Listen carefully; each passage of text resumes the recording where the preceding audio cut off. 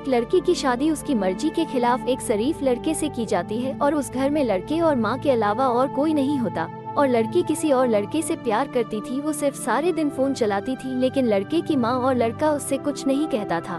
माँ बेचारी सारा दिन काम करती थी, लेकिन एक दिन लड़की ने अच्छे खाने को भी गंदा बताकर माँ को अपशब्द कहे तो ये लड़के से सहन नहीं हुआ और लड़की को थप्पड़ मार दिया।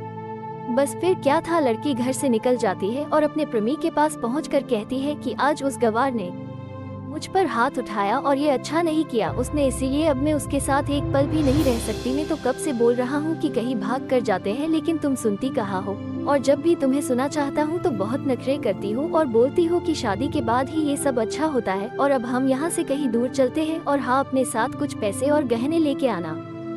ठीक है, आज रात को आऊंगी मैं, कहकर लड़की घर आ जाती है और कमरे में जाकर दरवाजा बंद करके जोर जोर से गाना बजाने लगती है। फिर गहने और पैसे लेने के लिए अलमारी खोलती है तो उसे एक डायरी मिलती है। उसमें लिखा था कि एक दिन आपके पापा ने मेरी माँ की जान बचाई थी अपना खून देकर, उनका ये एहसान मैं जिंदगी भर नहीं भूल सकता। फिर एक दिन आपके पापा हमारे घर पर आपका और हमारे रिश्ते की बात करने आए थे, तब उन्होंने हमें सब बताया था आपके बारे में कि आप एक लड़के से प्यार करती है। उन्होंने उस लड़के बारे में पता किया तो वो लड़का कई लड़कियों को धोखा दे चुका था शादी का झांसा देकर, इसीलिए आपकी शादी उससे नहीं की क्योंकि वो अपनी बेटी को बर्बाद होते नहीं देख सकते थे।